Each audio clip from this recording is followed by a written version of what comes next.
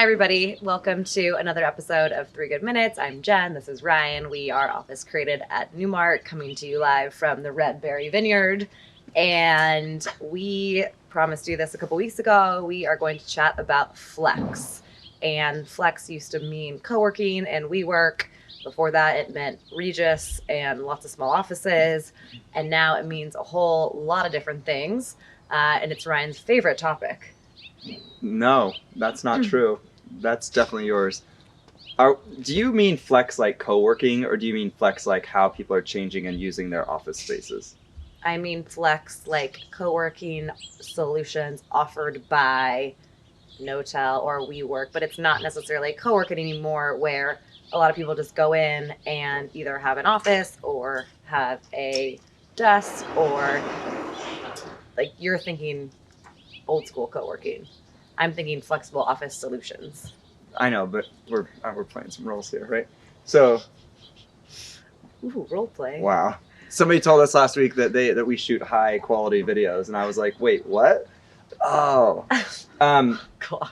I'm joking. So, no, but seriously, so you have been on the forefront of co-working from version 1 and Regis and Executive Suites to co-working 2.0. Like, you think we're in co-working 3.0 right now. We are. Basically, right? And you're doing a lot of work with these companies, so you do know a lot about this. So can you just tell people so that they understand like 2 or 3 different things that are different from what you knew as what many people know as Fijian Suites, and then what they knew as WeWork and the epic failure really that was. And then Fijian Suites?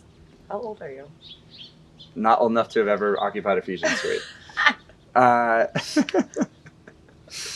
I love that we just keep it light around here. No, what version 3.0 actually looks like, because you have been on the forefront with one of the most major firms out there. But so we've been talking about this in the last few episodes. You've got unknown future, generally speaking. Yep. You've got to want to go back to an office, and many companies who don't understand what that office long term is going to look like. You've got, at least, and especially in LA and many other markets, you've got a lack of good second generation space. You've got a ton of shell space that's going to take $200 to $500 a foot to build out. You're going to do that for a 10-year term. 10 years from now is 2032. That seems like forever. Is anyone really going to be in an office for 10 years? And is it really going to be the same office they want 5 years from now, based on all of the changes we've seen and how quickly things are changing?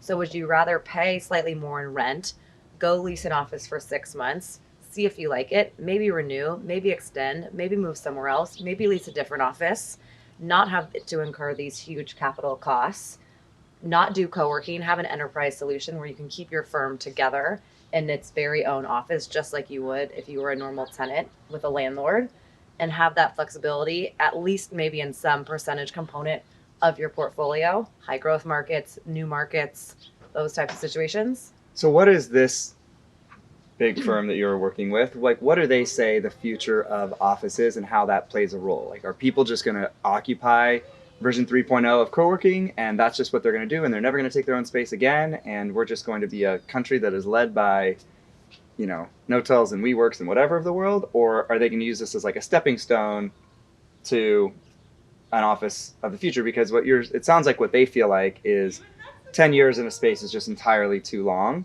and building out the space, having not known what the future is going to look like, why would you do that? That's what they're saying. But a lot of people are signing 7 and 10 year leases right now. Well, because they have to get the TIs to pay for building out space. That's so right. It's no secret. Newmark bought Notel out of bankruptcy last year. We are partnering with them across the country.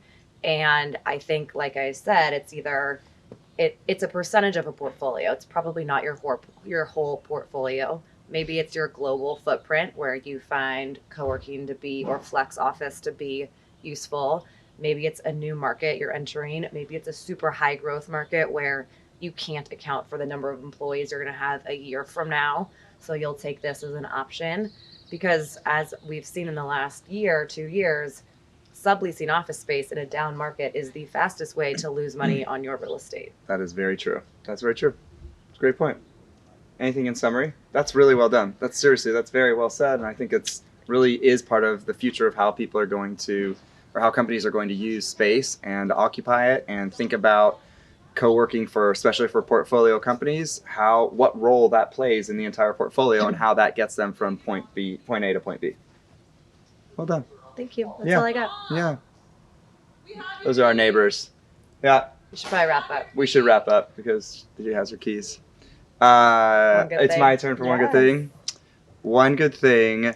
We went a couple of weeks ago to my sister-in-law's new showroom in Chicago, and it was awesome. And so, if you are ever in the market for vintage, custom designed furniture, we're super proud of her. We're really excited for her. It's in Chicago, but she can do it everywhere. It's called Vintage Refined, vintagerefined.com. We're really, really proud of it. So, yes, go Ash. yes. We will see you in a couple weeks. Bye.